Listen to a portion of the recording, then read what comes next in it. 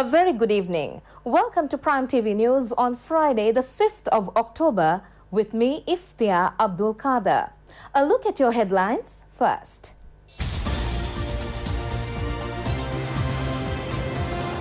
Top rankers of the scholarship examination are from Veyangoda and Piliandala. President clarifies the importance of safeguarding the environment. Norwegian Foreign Minister says reconciliation in Sri Lanka is a global example. And on news overseas, South Korean ex-president Lee Myung-bak is jailed for 15 years.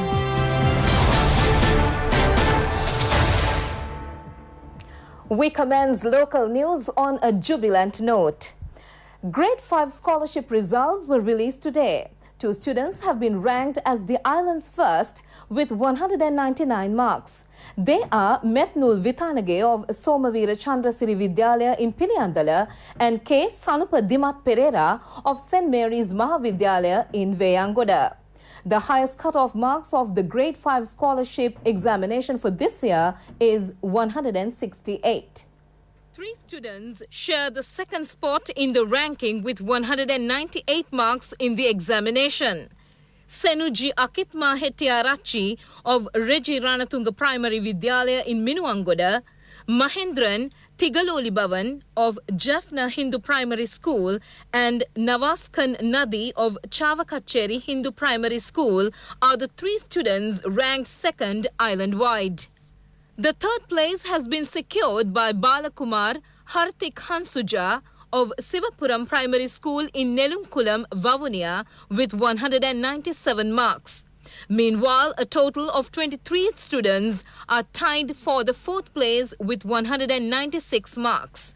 Results of the scholarship examination can be obtained by logging on to the website of the examinations department www.doenets.lk.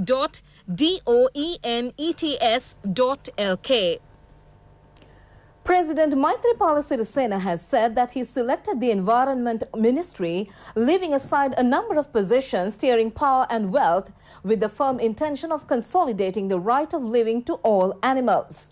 The president made this reference joining in the National Environment Conference held at the Mannar Urban Council grounds this morning.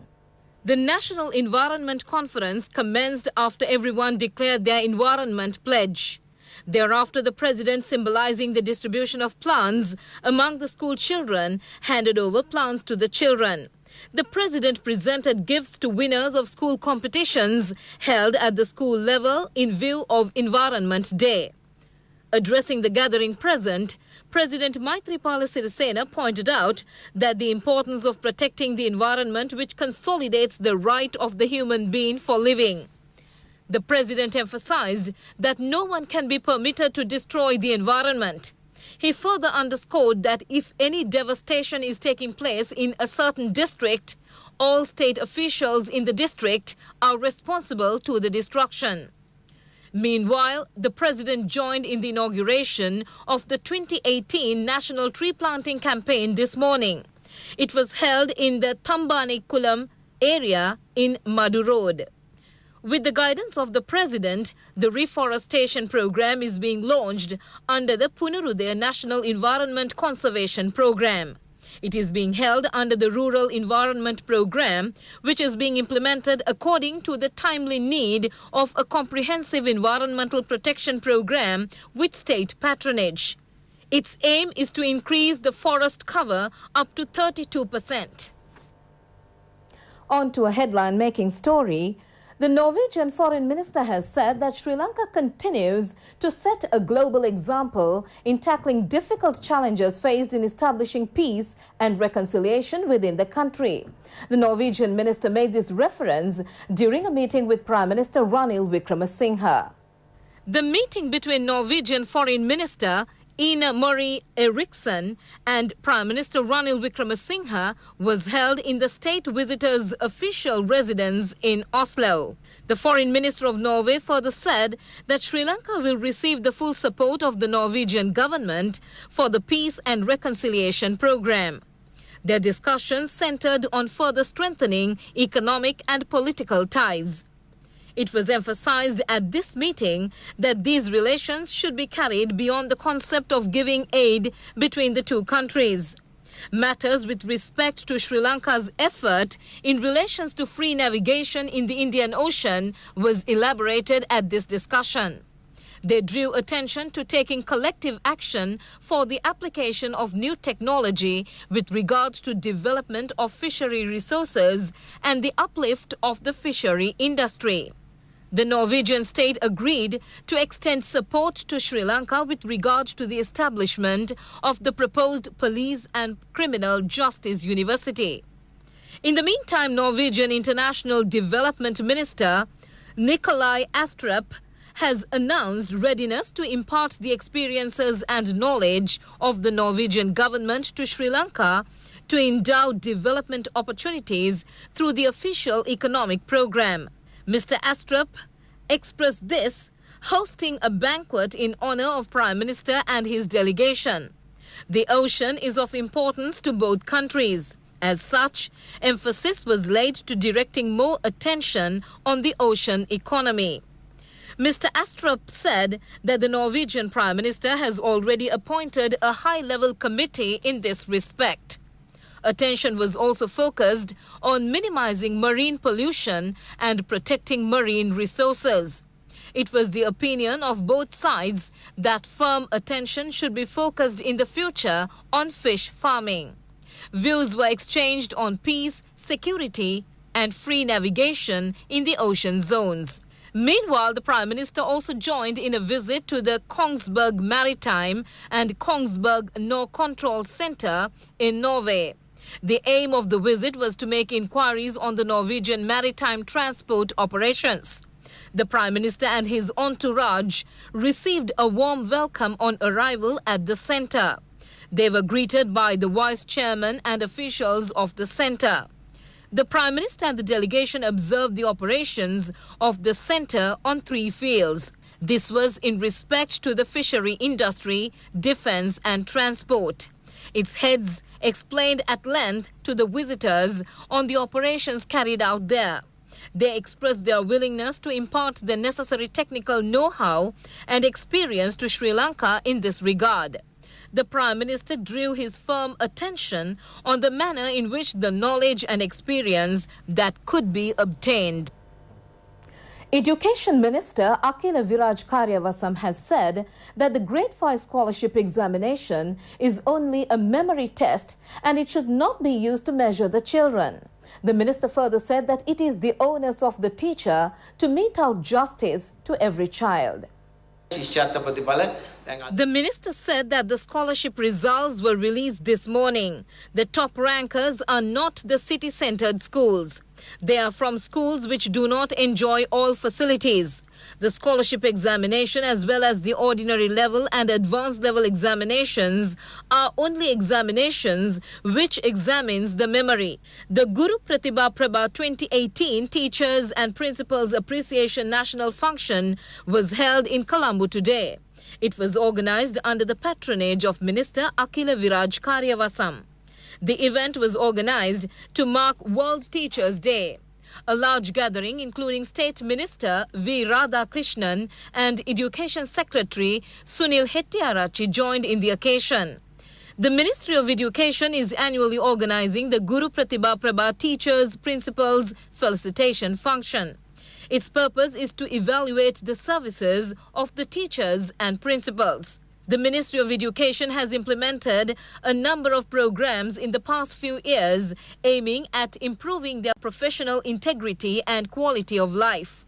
Instead of archaic regulations and circulars, action was initiated to prepare them to suit the present needs. Its aim is to direct a teacher to the school network excelled in international standards.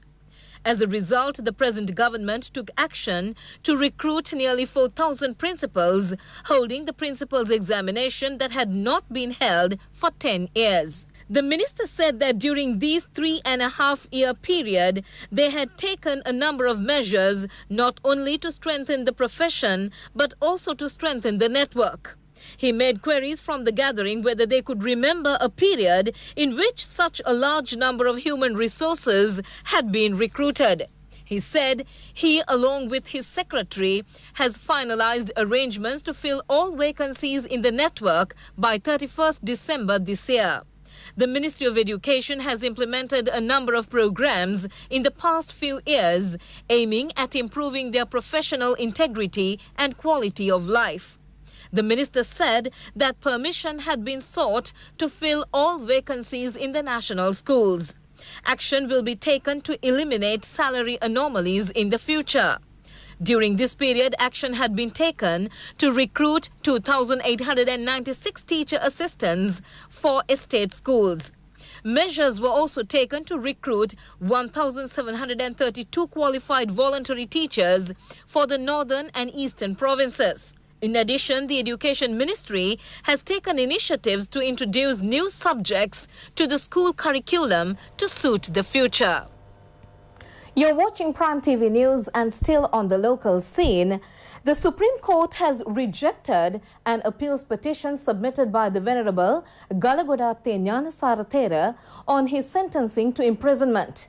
Meanwhile, the ruling on the appeals petition filed by 5 persons, including former parliamentarian Duminda Silva, against the death sentence is due to be announced on the 11th of this month. More information is provided in the court news reports.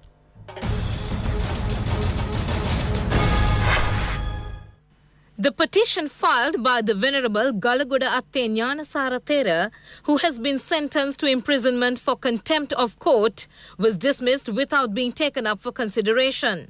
The decision was taken through a majority of 3-member panel of Supreme Court judges. An inquiry has been made whether he could be enlarged on bail until a ruling on the petition is given. The Venerable Gnanasaratera was found guilty of contempt of court due to his misbehavior in the presence of the Homagama magistrate on January 25, 2016. Accordingly, he was sentenced to 19 years rigorous imprisonment to be served in 6 years. The Supreme Court today said that the verdict on the appeals petition filed by 5 persons, including parliamentarian Duminda Silva, who are sentenced to death, will be announced on the 11th of this month. They were sentenced to death after being convicted in the murder of 4 persons, including former parliamentarian Bharata Lakshman Premachandra. DIG Nalaka De Silva and the Director Operations of the Anti-Corruption Force, Namal Kumara, have been ordered to appear before the Colombo Fort Magistrates Court on Monday the 8th. The order was issued by the court when the case filed with regard to the ongoing investigation into the alleged assassination plot targeting President Maithripala Sirisena and former Defence Secretary Gotabaya Rajapaksa was taken up today. The Criminal Investigations Department informed the court that the voice test related to the incident has been completed. The magistrate said that the related order would be issued on the 8th of this month. The promotional tour of the program Youth with Talent, Third Generation, that changed the Sri Lanka reality tradition, proceeded from Ratnapura to Bandaragama via Horana. The promotional tour is being organized by the Independent Television Media Network in collaboration with the National Youth Services Council. Today is the 10th day of the Youth with Talent Third Generation promotional tour. The Youth with Talent reality program has now become the genuine reality of the Sri Lankan youth that has astonished the world with determination. The promotional tour reached Ahaliyagoda yesterday via Kagalla from Gampaha. The Youth with Talent promotional tour will draw to a close tomorrow, and the final ceremony is planned to be held at the National Youth Centre in Maharagama. A firm determination has arisen by the Japanese businessmen to expand investment opportunities in Sri Lanka. A team of Japanese businessmen has arrived in the island to explore such investment opportunities. Japanese investors have focused their special attention to expanding investment opportunities in Sri Lanka. They recently met the Sri Lankan business community in Colombo. Discussions between the two sides dealt at length with respect to business and production opportunities. The event was organized under the patronage of proprietor of the Serendip Green Institute and Takima Tech Institute Shahida Hettiarachchi. Leading investors from Japan joined in the occasion. For more information, visit www.itnews.lk. Thanks for joining us. Bye-bye.